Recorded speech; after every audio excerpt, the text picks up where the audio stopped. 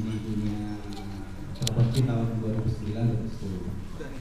Kalau mungkin pernah baca developer KW2, nah, itu saya. Jadi kenapa kok KW2? Itu ada filosofinya. Jadi pada saat saya sekolah dulu, kebetulan seringnya juara 2, susah juara 1. Karena teman saya pintar-pintar kebetulan. Dari situ saya melihat ada sisi positif dari angka 2 tadi, yaitu berusaha memperbaiki diri. Jadi itulah alasan kenapa saya masuk developer KW2. Bukan KW2 yang produksinya itu bukan. Jadi ini sebenarnya kalau di forum ini sharingnya bebas. Sharing bebas. Kita nggak ada materi tertentu, materi khusus kan ya. Kalau ada yang bertanya silakan angkat tangan, langsung kita bahas. Jadi sambil menunggu rekan-rekan mentor yang masih malu-malu ya. Tinggal kuning ini yang belum duduk di depan ini. Jadi kita basicnya adalah praktis. Sorry. Biar kumpul di depan enak jadinya. Ini founding mother ini. Kalau pernah istilah founding father, ini founding mother. Founding mother dari klub properti kita. Ya. Jadi kita backgroundnya adalah praktisi, bukan apa ya pelaku seminar. Jadi apa yang kita aplikasikan di lapangan itu murni applicable, konkret. Jadi kalau dalam hal pembawaan ada kekurangan, mungkin belum terbiasa atau apa, itu mohon maklum. Tapi anggaplah kita ini seorang teman, seorang kakak yang memang bukan tahu segalanya, tapi niatnya tulus untuk growing bareng-bareng. Karena apa? Kita sudah melewati beberapa tahap dari ya kelas sendal jepit ya sampai meskipun belum jadi sesuatu yang gebiar atau yang seperti yang megah gitu. Tapi alhamdulillah kita bisa dibilang cukup sehat, cukup mapan dalam ukuran ekonomi. Contohnya apa? Kalau saya dulu bandingkan, saya dulu bekerja itu di perusahaan Jepang ya, di Panasonic. Saya bermimpi punya rumah itu 1 atau 2 dalam selama masa hidup saya udah extraordinary. Tapi dengan profesi kita ini, profesi broker, kontraktor, broker, beli rumah tiap 6 bulan sekali itu memungkinkan. Dan itu konkret, ada caranya. Kira-kira mempunyai pandangan yang sama nggak? Sedangkan rumah itu adalah barang mewah untuk ukuran bangsa Indonesia secara umum. Jadi apa yang kita tawarkan ini bukan sesuatu yang muluk-muluk, tapi sesuatu yang konkret. Bahwasanya ilmu properti itu memang perlu teman, perlu network. Katakanlah Bapak Ibu sekarang ini sudah jalan, akan memperluas link atau menjadi punya modal. Kalau belum ada teman, maju mundur. Katakanlah pegang 500 juta 1M atau 2M. Kalau belum ada temannya, urus DMB, ketemu LSM, ketemu ormas, ketemu wartawan nggak jelas, itu agak grogi. Tapi kalau kenal yang namanya Mas Bowo, Mas Hoki, ya kan? Itu kalau kita curhat aja, besok udah di Kompasiana itu curhatan kita, ya kan? Tinggal kasih linknya ke ombudsman lah, kemana lah. Nah, disinilah kita ngomong bahwa kita di sini tuh bersama-sama growing. Jadi katakanlah korporasi besar itu tadi punya apa ya? Punya asosiasi. Kenapa kita yang statusnya UKM, mungkin UKM KW2 ya? Kenapa mereka nggak bersinergi, gitu, ya kan? Dan dalam properti sendiri itu korupsi cuma 2, ya. Kalau resiko diamankan 1, tinggal untungnya. Nah, setelah workshop 1-2 hari ini, itu udah lupakan semua pelajarannya. Kalau diinginnya rumit, tinggal dipraktekkan. Mulai dari negosiasi, didampingi, bisa. Jadi mudah sekali, dalam arti asal ada temannya, asal ada guide-nya. Jadi dalam hal ini saya nggak muluk-muluk bahwa kita adalah orang yang serba tahu, enggak. Tapi kita berniat tulus sharing. Adapun kalau memang dalam forum ini memang ada biayanya, itu adalah untuk murni keperluan klub kita, klub pecinta kita yang notabene dalam skill aktivitasnya adalah berbuat. Terima kasih dari saya. Wassalamualaikum warahmatullahi wabarakatuh.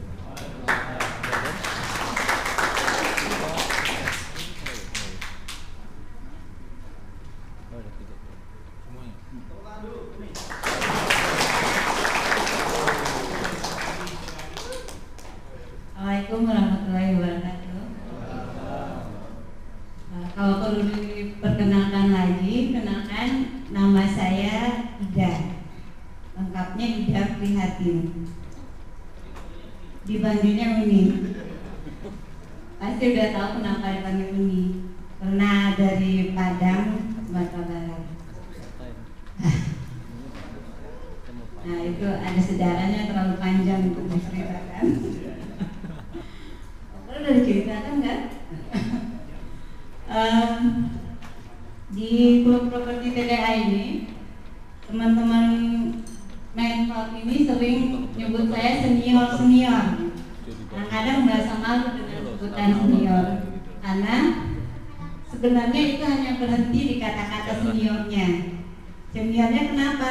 Karena di awal-awal pembentukan klub properti ini saya ada di sana. Jadi bukan berarti senior yang bagaimana. Karena ternyata setelah klub properti ini terbentuk dan dengan berbagai kegiatan-kegiatannya, lahirlah developer yang ternyata lebih melesat. Jadi seniornya melihatnya jadi begini. Bisa juga mungkin faktor umur ya. Yang baru datang masih muda-muda, jadi kepalanya masih segar. Jadi seniornya karena itu, bukan karena apa-apa. Terus kalau ditanya udah berapa proyeknya, bisa nyebut hitungan belasan, tapi itu per proyeknya itu hanya 5 unit, 3 unit, 12 unit. Seperti itu aja, bukan kayak Om Rudeng, Om Rudi Saputra yang bisa sekian puluh unit gitu. Itu juga mungkin karena keterbatasan seorang ibu rumah tangga ya. Karena untuk bergerak lebih cepat itu seorang ibu, seorang istri butuh restu dari suami, dari anak-anak, sehingga agak ditahan-tahan. Kalau yang nggak jauh-jauh nggak usah. Jadi kalau bicara proyek, emang udah ada beberapa proyek. Tapi saya paling suka, paling seru menceritakan proyek yang pertama. Namanya Villa Bedahan Asri. Ya, ini dikerjakan bareng dengan Mr. Fuad. Kalau bisa dilihatin fotonya nggak, Pak Ibrahim? Villa Bedahan Asri. Jadi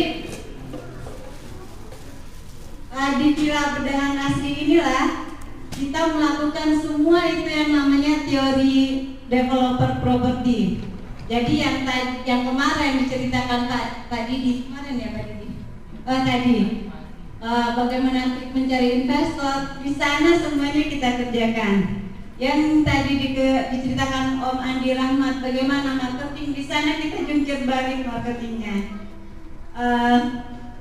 Bagaimana perizinannya, bagaimana kemudian akhirnya kita bisa PKS dengan bank, semuanya ada di sana. Jadi untuk proyek-proyek selanjutnya nggak semuanya kita kerjakan. Nah, di Villa Bedahan Asri ini benar-benar komplit, sehingga setelah selesai pun kita sangat terharu menyelesaikannya. sangat terharu karena ternyata profitnya tidak seperti yang diperkirakan. Kita selesaikan dengan hening ya Bapak. Ya, tapi dari sana belajarnya, kemudian proyek selanjutnya belajar berjalan dengan, bahkan kita bisa mungkin sesekali beli lahannya cash gitu kalau nggak terlalu mahal. Jadi begini, Pilar Pedahan Asri itu lahan yang kita dapatkan dengan kerjasama murni, benar-benar kerjasama murni. Itu adalah lahan di ujung keputusasaan. Jadi setelah belajar workshop properti, kita ada beberapa orang patungan modal sehingga terkumpul uang waktu itu sampai 1M. Kemudian kita muter-muter cari lahan, mindsetnya lahan kerjasama, tapi ternyata nggak dapat. Akhirnya itu bubar dengan sendirinya grupnya, uangnya dikembalikan, kita bergerilya sendiri-sendiri. Dan saya udah sempat putus asa bilang sama mentor saya, Mas Heru, kayaknya udah deh, nggak mau lagi.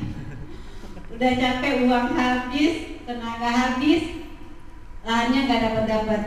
Ternyata disemangati dengan Mas Heru, mungkin sempat disampaikan sama teman yang ngasih materi survei lahan, siapa kemudian? Om Duden, bahwa dari 100 lahan yang kita survei, 10 lahan yang ada kemungkinan kita garap, hanya 1 yang benar-benar akan jadi proyek kita. Jadi itu saya disemangati sama Mas Heru. Ini udah berapa lahannya? Belum nyampe 100 Mas Heru. Ayo nih sampai 100. Dan ternyata benar. Dapatlah itu lahan langsung 3.000 meter kerjasama murni tanpa DP. Bayar bertahap sesuai penjualan. Nah, kemudian kita PK. Jadi ini juga lucu nih. Kita kan masih developer, menganggap dirinya developer ya. Jadi memperkenalkan ke pemilik tanah, kita developer nih. Gitu. Developer kan asumsinya wah gitu kan. Jadi janjilah di Pondok Indah Mall dengan pemilik tanah. Kita berpakaian serapi mungkin, Pak buat pakai sepatu mungkin apa. Dan bertemu lah dengan pemilik tanah. Ternyata apa? Pemilik tanah seorang ibu-ibu, dandannya aut-autan, baju lusuh dan bolong-bolong. Saya sampai ingat bolong di sini. Setelah kita udah mati-matian. Tapi ternyata dari negosiasi itulah. Nah, ini juga bisa jadi apa?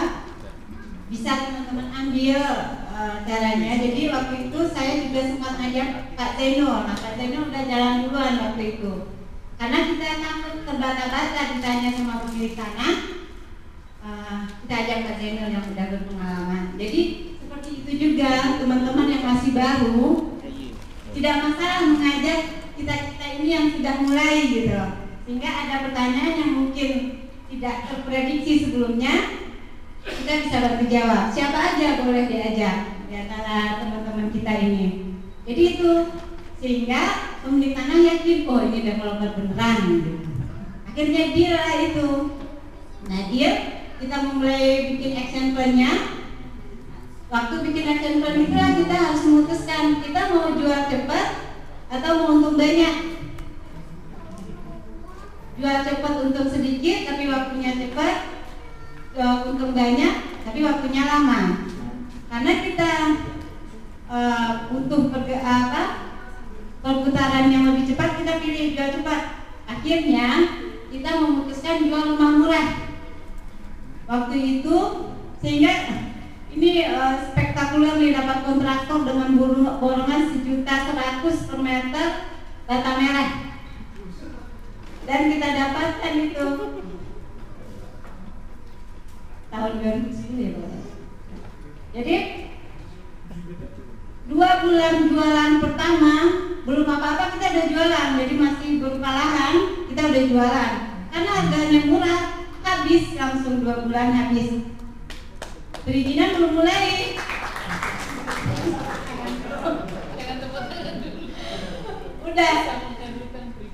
Udah 2 bulan habis, kita kita mulai dong perizinan. Kita pakai perizinan lengkap, jadi nggak pakai trik apa-apa, lengkap, pakai setel, tanah makan semuanya lengkap dari RT RW. Udah selesai di yang paling bawah RT RW lurah sampai ke tata kota. Nah di sana ternyata perizinannya lama sekali, jadi ada alasan pergantian inilah, pergantian itu, sehingga berbulan-bulan. Nah konsumen yang tadinya sudah sangat berharap rumahnya segera dibangun, mulai mundur sehingga hanya tersisa beberapa konsumen. Dan kita sudah kehabisan modal, mau bangun rumah, contohnya bagaimana ini. Nah jadi dari sana yang saya bilang trik mencari investornya ada di sana semua. Akhirnya apa? Kita jual murah rumah 2 unit rumah pertama 80 juta kalau nggak salah ya Mbak. 80 juta kita jual murah, kita janjikan ke investor, nanti akan kita jualkan lagi di harga normal. Harga normalnya 120, berarti ada selisih 40 juta yang akan jadi milik investor. Dan berhasil. Jadi cara saya mencari investor apa karena saya bagian investor nih? Kalau bagi yang ketemu RT RW lurah segalanya, saya bagian cari investor. Saya hubungin teman-teman kuliah semuanya, cari di buku buku alumni itu kan, satu-satu. Dan alhamdulillah dapat, ada yang mau nyangkut ngambil 1 unit rumah, dapat dong kita uang langsung ke rumahnya. Ya namanya ini benar-benar tanpa modal, habis itu nggak ada lagi modal perizinan, habis 100 juta. Nah, bagaimana lagi? Nah, dapat trik yang kedua. Trik yang kedua, investor bangun. Jadi nilai bangunan berapa untuk bangun, nanti mereka dikasih profit berapa kalau sudah terjual. Nah itu juga kita kerjakan mencari investornya. Nah untuk berikutnya bahkan investor untuk dana-dana berikutnya itu bahkan investor tabungan 10 juta, 20 juta dan benar-benar. Nah ini dari investor akhirnya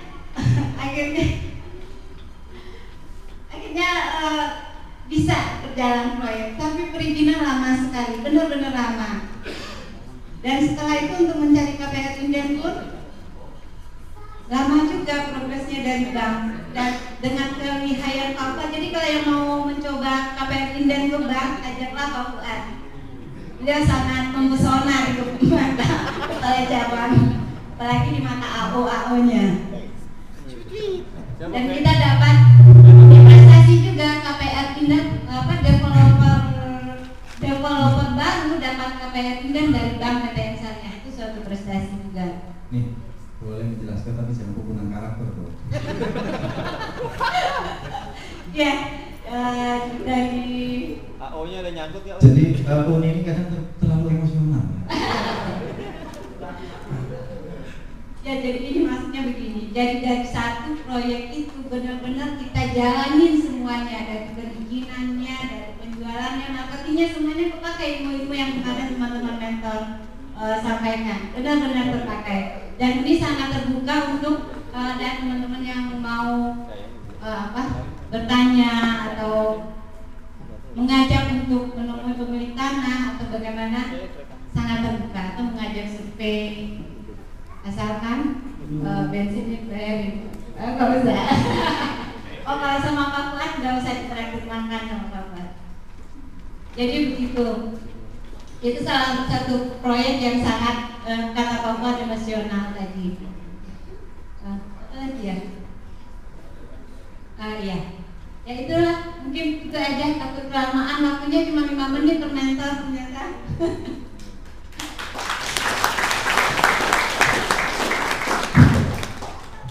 Selanjutnya Om Haris, ya silakan Om Haris. Bismillahirrahmanirrahim. Assalamualaikum warahmatullahi wabarakatuh. Ya perkenalkan, nama saya panjangnya Haris Wahab, biasa dipanggil Haris. Kemungkinan saya yang paling muda di sini. Oh buat singgung. Ya mungkin di sini saya sedikit sharing pengalaman saya bagaimana memulai Jadi saya berawal dari agensi gitu. Jadi dari marketing pemasaran. Nah, itu saya lakukan ketika saya tingkat akhir kuliah. 3 tahun lalu atau pada tahun 2012. Jadi saya itu sempat saya ingat saya jagain lokasi. Kebetulan saya waktu itu marketing in-house gitu ya. Sambil saya bawa laptop untuk ngerjain skripsi. Jadi begitu ada konsumen datang, laptop saya tutup ya. Begitu konsumen pulang saya buka laptop kerjain skripsi lagi. Jadi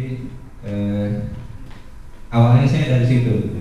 Mungkin dari rekan-rekan di sini mengikuti workshop ini ada yang sama sekali belum mulai gitu ya, dan ingin mulai bisnis properti, ya jalani dari apa yang kira-kira teman-teman miliki gitu.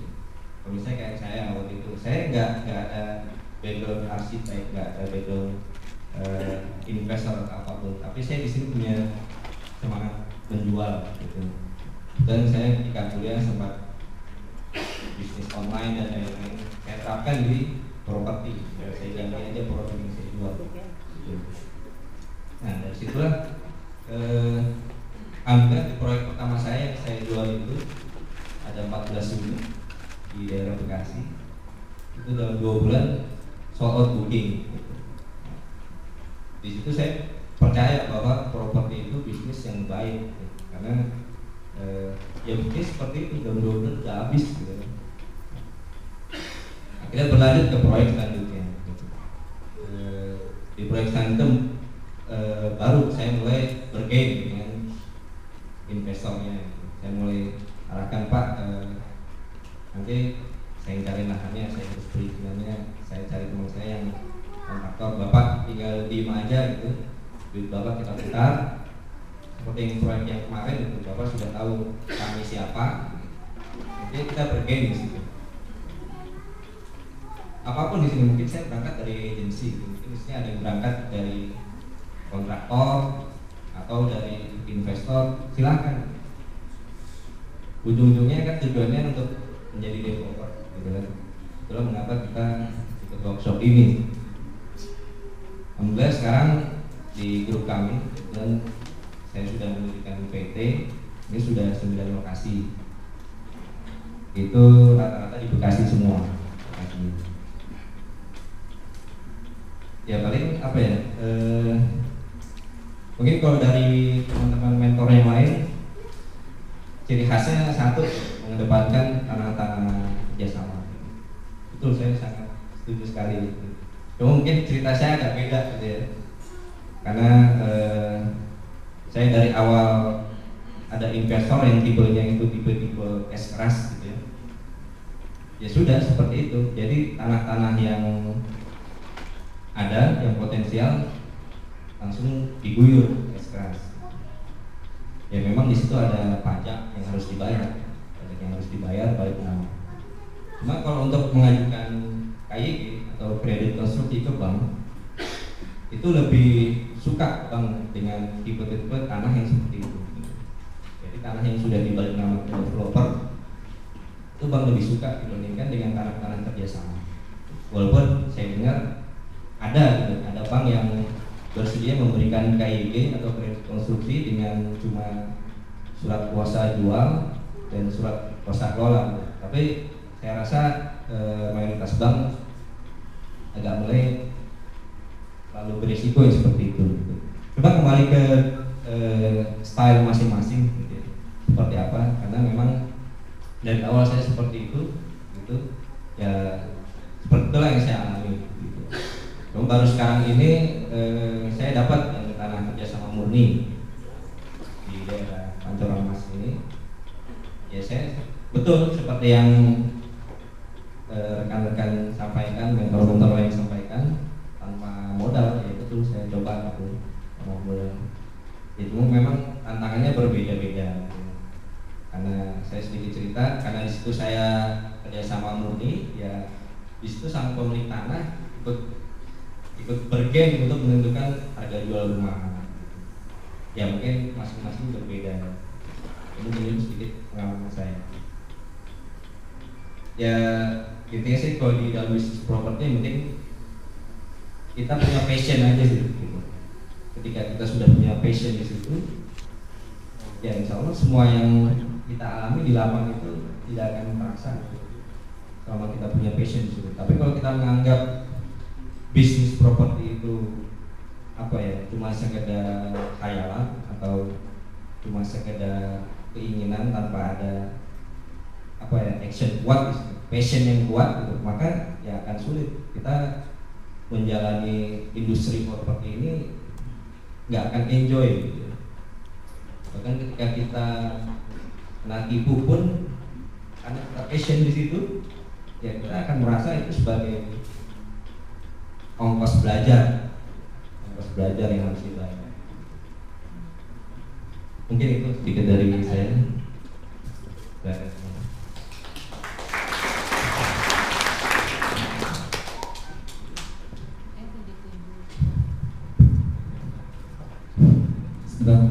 Mungkin dari teman-teman sambil menulis, mungkin ada pertanyaan ya. Takutnya lupa tadi mau apa, nggak kok lama bener ngomongnya ya.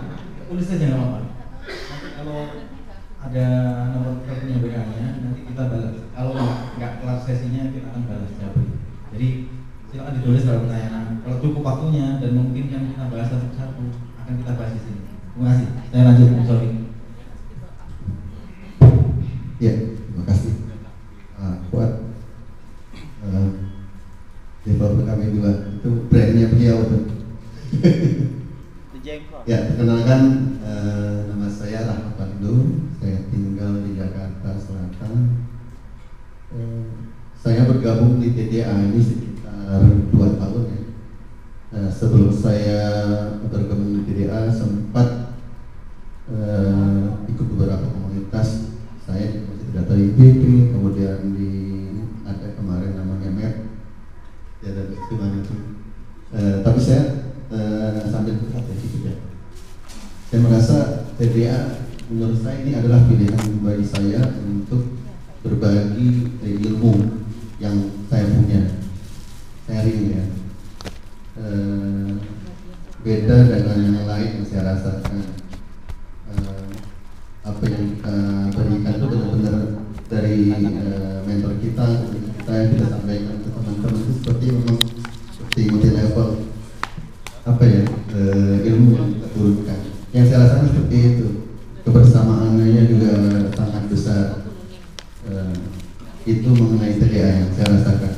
Ini untuk memotivasi teman-teman supaya ikut membangun TDA sendiri. Kemudian juga sebelum saya menceritakan beberapa proyek saya sempat sebelum saya terjun ke developer property sempat bekerja, kemudian jabatan data di project manager di instalator gas, terutama di piping pipeline. Saya kebetulan di perusahaan instalasi gas negara. Kalau Bapak sering di Depoknya ada juga ya, kayaknya rusun-rusun yang pakai gas. Kalau kita, saya sempat bikin dari untuk pasli yang di ASMI, Pulau Gadung dan beberapa industri. Posisi pada saat kita di puncak project manager seperti ada beberapa apa ya, yang saya rasa titik jenuh atau passion yang terdapat.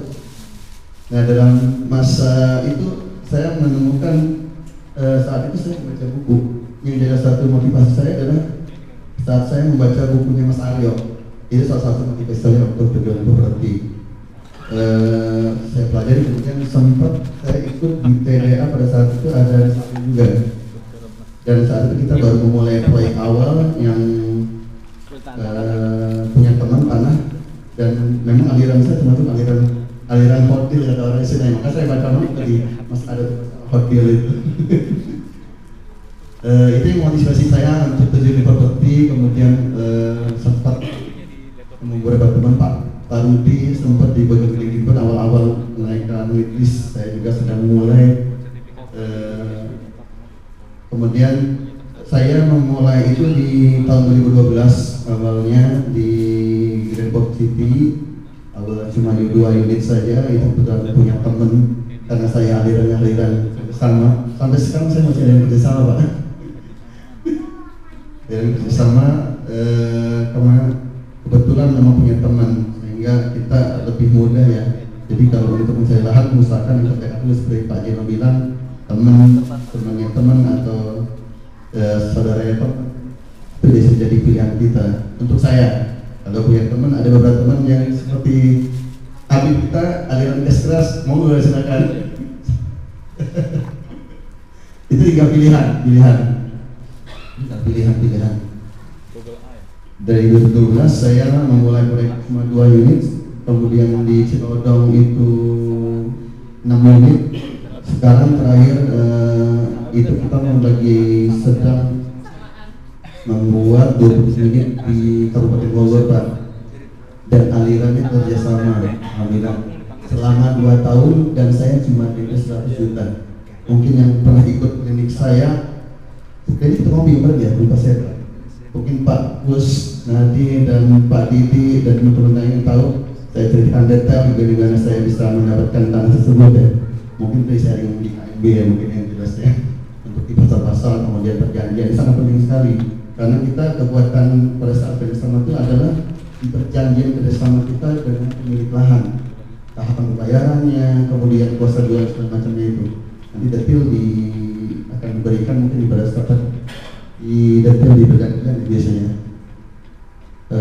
Mungkin dari saya cukup sekian. Terima kasih.